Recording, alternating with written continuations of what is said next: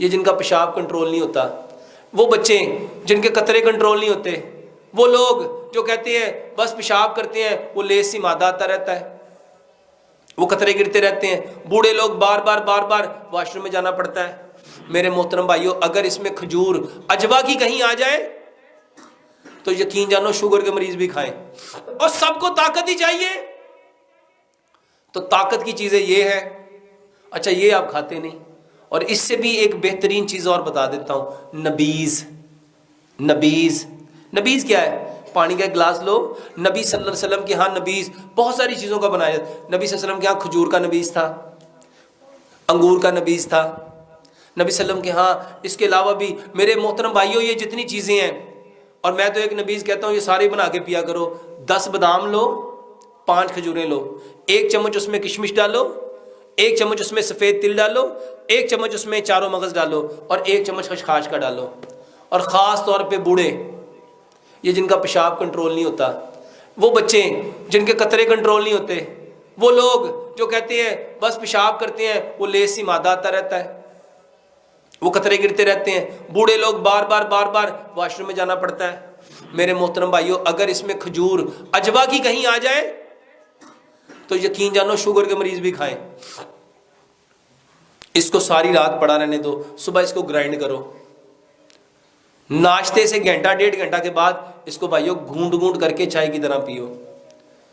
اس سے اچھی چیز ہو سکتی ہے؟ اس سے بہترین دوائی نبی صلی اللہ علیہ وآلہ وسلم دودھ ہمیشہ رات کو پیتے تھے۔ سونے سے پہلے دودھ پیو،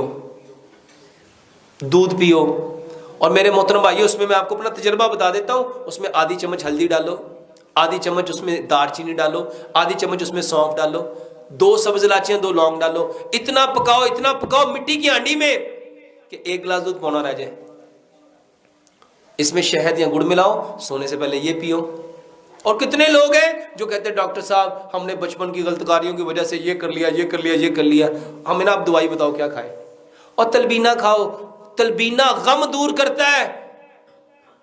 حضرت عائشہ صدیقہ رضی اللہ تعالیٰ فرماتی ہیں ہمارے ہاں جب کوئی بیمار ہوتا تھا تلبینہ چولہوں پہ چڑھ جاتا تھا، اور اس وقت تک نہیں اترتا تھا جب تک یا وہ مریض ٹھیک ہو جاتا تھا یا وہ اللہ سے ملاقات کر لیتا تھا۔ تو کیا کھانا چاہیے ہمیں؟ تلبینہ کسے کہتے ہیں؟ جو کا دلیا، جو کا۔ میں آپ کو ایک ایسی طاقتور چیز بتاتا ہوں، واللہ آپ کا 14 طبق روشن۔ اس میں کیا کرو، کوئی سے 10 ڈرائی فروٹ لے لو، اس میں 2-4 بادام ڈالو، 2-4 کاجو ڈالو، 2-4 پستے ڈالو، 2-4 اخروٹ ڈالو، اس میں 1 چمچ سونف ڈالو، 1 چمچ سفید تل ڈالو، 1 چمچ چاروں مغز ڈالو، 1 چمچ اس میں کشمش ڈالو، 2-3 چٹکیاں کلونجی کی ڈالو، اس کو ہاتھ سے کوٹ لو، اس کا پاؤڈر بنا لو، اور جو کا دلیا پک رہا اس کے اندر ڈال دو، اچھی طرح۔ یہ ڈرائی فروٹ ہے، اس کو اچھی طرح اس کے اندر پکا لو، اور 10 پھل لو، کیلا لو، سیب لو، امرود لو، آج کل کیوی آئی ہوئی ہے وہ لو، چیکو آیا ہوا ہے وہ لو، پپیتے کے 2-4 چمچ لو، انار کے 2-4 چمچ لو، انگور کے 2-4 چمچ لو۔ اس میں میرے محترم بھائیوں یہ جو کھجور ہے یہ 5-7 کھجوریں لو، اس کو کیا کرو، اس کو گرائنڈ کر لو۔ جب جو کا دلیا پک کے نیچے اتر جائے میرے محترم بھائیوں یہ جوس اس کے اندر ڈال دو، اس کو اچھی طرح مکس کر لو، اس کو ٹھنڈا کرو، صبح بھی کھاؤ، دوپہر بھی کھاؤ، شام بھی کھاؤ۔ بتانے والے کون ہیں؟ پیارے پیغمبر جناب محمد۔ بتاؤ طاقت کتنی ہے؟ یہ جتنی لوگ مجھے یہ کمزوری اچھا درد ہوتی ہے تو یہ تلبینہ نہیں کھائیں گے، کیا کھائیں گے؟ ڈاکٹر صاحب درد کی دوائی دسو۔ میرے محترم بھائیو درد بیماری نہیں ہے،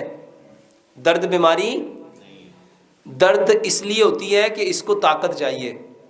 جوڑوں کو کیا چاہیے؟ پٹھوں کو کیا چاہیے؟ ہڈیوں کو کیا چاہیے؟ کمر کو کیا چاہیے؟ سر کو کیا چاہیے؟ دماغ کو کیا چاہیے؟ آنکھوں کو کیا چاہیے؟ کانوں